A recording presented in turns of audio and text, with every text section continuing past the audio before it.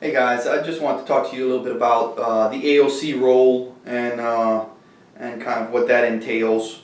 I'm going to get into the timeout call, which is a big one of the primary functions of the AOC within the organ cases themselves. But before that, I'll just give a broad overview of the other aspects. Of course, we are in charge of staffing. Anytime there's any staffing issues, whether someone's ill or injured or whatever, that take place, and if someone's injured, of course we have to know about the occurrences and the injuries and things, make sure the follow-up is taking place there.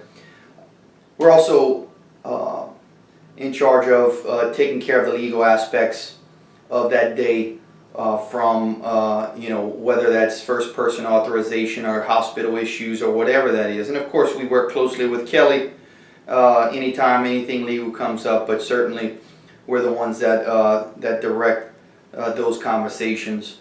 And finally, we are in charge of OR, setting the times for the OR, because in the past, having the recovery doc set it wasn't always what's best for everyone. Oftentimes it was what was best for that person.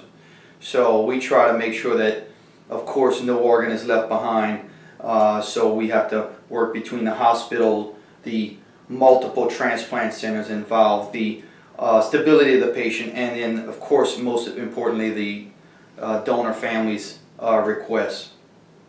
So generally a few hours into the case, once things settle down, once the blood type especially and a couple other things are taken care of or that we've got verified, the AOC organizes a donor timeout call that includes the AOC, the APCs, the referral team leader, the placement staff, or the recovery coordinator, the family advocate who's been supporting that family, and then the forensics coordinator.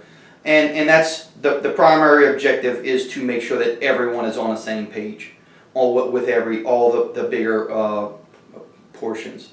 It originated primarily as a organ allocation type thing, and then of course we realize a lot of quality checks need to go into this real time, because once a case is done, you can't always go back and fix things. So of course we check, there are different people who are in charge of responding, but we ask all the questions and kind of direct the call. We talk about making sure the height and weight is verified, the blood type is verified, whether if there was downtime, because a lot of times downtime is wishy-washy. You might have one thing written here and another thing written there, and by downtime I mean the amount of time that the patient may have been anoxic, may have not had a heartbeat. And of course, as I mentioned with the legal aspects, we talk about the authorization and whether the patient was registered, who was the next of kin, how's the family dynamics, did they authorize research, because we want to make sure we capture every research opportunity there.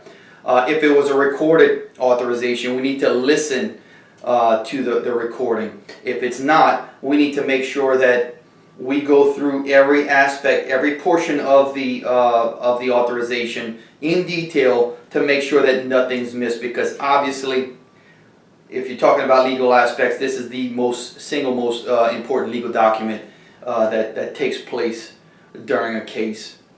Of course, we talk about time constraints, as I mentioned, family dynamics, so when they want to be updated or whether they're there. We go over the brain death notes, because again, secondarily, this is one of the most, second most important document, because obviously we need to make sure that declaration is done appropriately. Times two, if there wasn't a second declaration, we established a plan on how, when that's going to take place.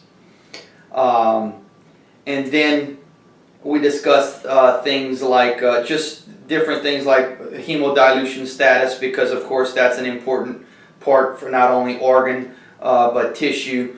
The forensics coordinator will start discussing the coroner requests. We want to make sure everyone is on the same page. We don't want to ever miss an opportunity with that coroner to help them with their investigation, because that's going to hurt us down the road. So we discuss a lot of these aspects with the coroner, what they need, when they need it, and then of course we then go into allocation. Because again, that's how this originated. But we talk about allocation and how the organs are functioning. What are the plans on doing diagnostics, whether it's an echo or bronch and things like that. And then at that point, we get together and say, okay, we're going to make sure we aggressively go after these organs. And well, the patients might be a little older, so we might not be going for pancreas and these. So we focus our efforts on the viable organs that are suitable for transplant.